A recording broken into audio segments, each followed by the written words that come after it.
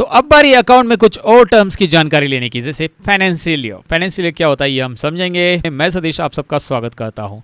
हमारा Indian financial year जो होता है वो 1 अप्रैल से लेकर 31 मार्च होता है, यानी कि 31 मार्च को आपको क्लोजिंग करना होता है अकाउंट का। अगर आपको किसी ने पूछा कि आपके कंपनी का लास्ट ईयर का टर्नओवर कितना, तो आप बोलोगे जनवरी से लेकर दिसंबर का नहीं बताओगे, आप उन्हें अप्रैल से लेकर 31 मार्च का बताओगे।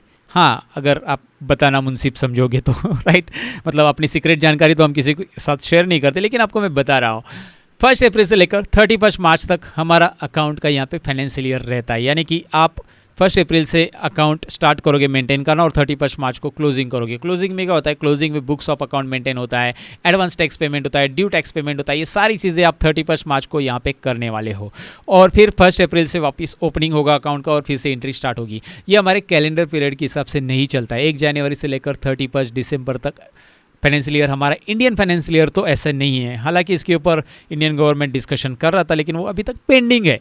लेकिन फाइनेंशियल ईयर याद रखिए 1 अप्रैल से 31 मार्च। 31 मार्च को होता है क्लोजिंग बुक्स ऑफ अकाउंट। इसमें बैलेंस शीट प्रिपेयर करना, ट्रायल बैलेंस बनाना वगैरह सारी चीज़ें होती है, जिसके बारे में हम फाइनल अकाउंट के बारे में आगे जानने वाले हैं। लेकिन एक बात याद रखना है, फाइनेंशियल ईयर अपना ये है 1 अप्रैल से 31 मार्च। अगर आप अलग अलग गवर्नमेंट का देखोगे, इंडिया का तो आपको पता है, जापान का देखेंगे तो 1 अप्रैल सेम है 31 मार्च। अगर चाइना का देखेंगे तो 1 जैन से लेकर 31 दिसंबर, और बहुत सारे और भी कंट्रीज़ है जिनका 1 जैन से लेकर 31 दिसंबर है। मैंने आपको खाली एग्जांपल बताया, लेकिन इंडिया का जो है 1 अप्रैल से 31 मार्च है। हालांकि इसके ऊपर चेंज करने के बाद अभी भी चल रही है, मैंने आपको बताया। फाइनेंशियल ईयर के बारे में मैंने आपको बताया, जहां पे अकाउंट का बिगिनिंग होता है 1 अप्रैल से बिगिनिंग होगा, 31 मार्च को जाकर हम सब ही क्लोजिंग करेंगे, हमारे साल का टर्नओवर निकालेंगे, टैक्स का ड्यू पेमेंट्स निकालेंगे, टैक्स का एडवांस पेमेंट निकालेंगे, यार बाकी सारी चीज़ों का निकालेंगे, क्योंकि पेबल्स वगैरह जो होते हैं ना वो सारे हमें 31 मार्च को क्लोजिंग करना रहता है। आपने सुना भी होगा यार मार्च एंडिंग है, मार्च एंडिंग है, मार्च एंडिंग है, लोगों से सुना होगा राइट। सो मार्च एंडिंग में आखिरकार होता क्या है, बहुत काम इसलिए होता है क्योंकि आपको क्या सारी एंट्रीज को समराइज करना रहता है, आपको आपका फाइनल अकाउंट तैयार करना रहता है, याद रखिए। That is the reason behind it. Okay, financial year के बारे में आपको मैंने बताया। आगे कुछ और टर्म्स के बारे में हम जान लेते हैं। अब हम टाइप्स ऑफ कंपनी के बारे में जानेंगे। ट्रेडिंग कंपनी होती है, नॉन ट्रेडिंग कंपनी होती है। ट्रेडिंग कंपनी क्या होती है, जिसमें गुड्स को परचेस और सेल्स किया जाता है। जैसे कि मॉल ले लो, मॉल में क्या होता है कि गुड्स आप खरीद लेते हो राइट, और वो मॉल क्या करता है, मतलब मॉल यानी कि वो बिजनेस ही है। सो वो लोग क्या करते हैं, कहीं से गुड्स सप्लायर से परचेस कर लेते हैं और आपके लिए अवेलेबल करके देते हैं।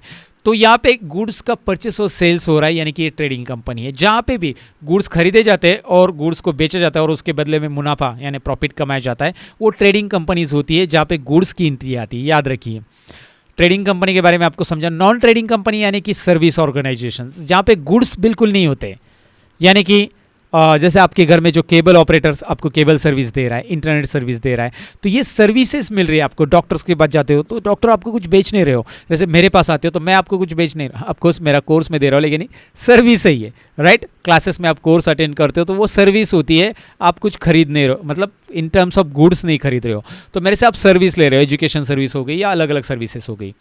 तो ये जो सर्विसेज होती है वो सभी नॉन ट्रेडिंग कंपनी होती है, जहाँ पे बस अकाउंट का ही रिकॉर्ड मेंटेन किया जाता है, और ट्रेडिंग में अकाउंट विथ इन्वेंट्री आता है। याद रखिए मैं क्या बोल रहा हूँ, ट्रेडिंग कंपनी के अंदर स्टॉक का रिकॉर्ड भी मेंटेन करना पड़ता है, उसके ऊपर जीएसटी आएगा तो गुड्स का जीएसटी भी ऐड करना पड़ता है हमें।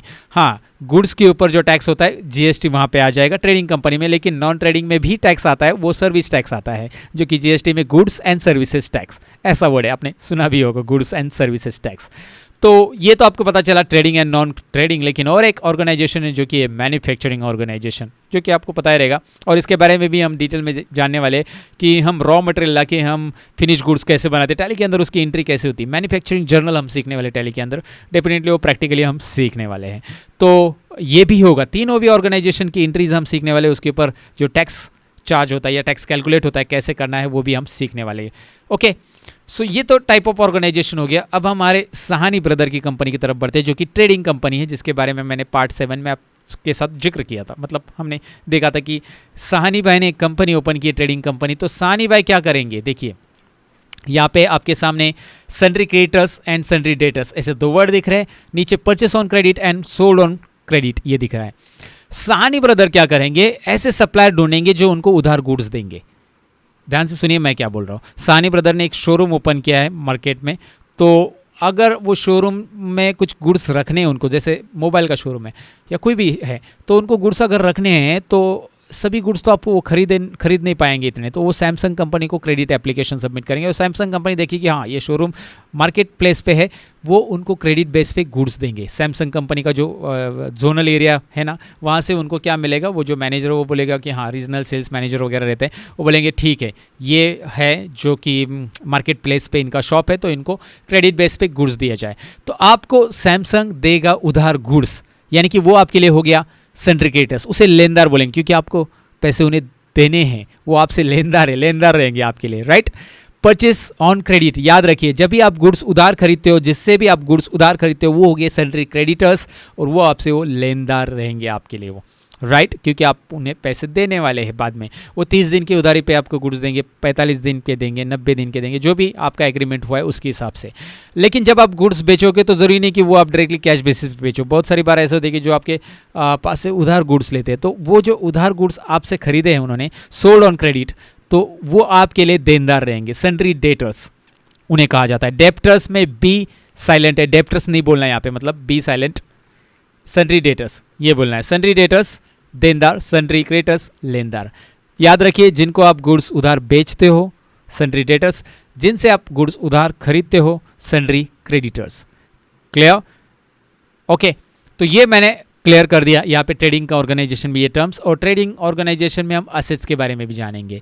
अब जो सानी ब्रदर है उनकी कंपनी में असेट दो टाइप के रहेंगे, करंट असेट भी रहेगा और फिक्स असेट भी रहेगा। करंट असेट में इस तरह से लाइक कैश, ओके पैसे दिखे आपको, और बैंक में जो भी बैलेंस है वो करंट असेट में आएगा। याद रखिए बैंक और कैश अकाउंट दोनों करंट असेट में आएंगे। यहाँ पे फिक्स असेट तो आपको पता ही होगा, जो बिजनेस के लिए लॉन्ग टर्म के लिए यूज़ होते हैं, जैसे कि कंप्यूटर आपने बिजनेस यूज़ के लिए खरीदा है, फर्नीचर खरीदा है, एसी लगाया है, बहुत सारी चीज़ें होती है जो ऑफिस में हम यूज़ करते हैं, वो सभी के सभी फिक्स असेट कहलाए जाते हैं long term in business. Okay, so in terms को मैंने समझा, असेट्स में ये दो टाइप आते हैं। आगे चलकर और भी थियोरेटिकल पार्ट है, मैंने आपको बताया है कि थ्योरी पार्ट हम धीरे धीरे सीखते जाएंगे। सारे थ्योरी पार्ट एक साथ मैं इसलिए नहीं पढ़ा रहा हूँ ताकि आप लेक्चर में सो ना जाए, राइट। आपको बीच बीच में जो चीज़ें ज़रूरी है मैं आपको अकाउंट के बारे में जो जो टर्म्स आते हैं वो एक्सप्लेन मैं आपको करूँगा।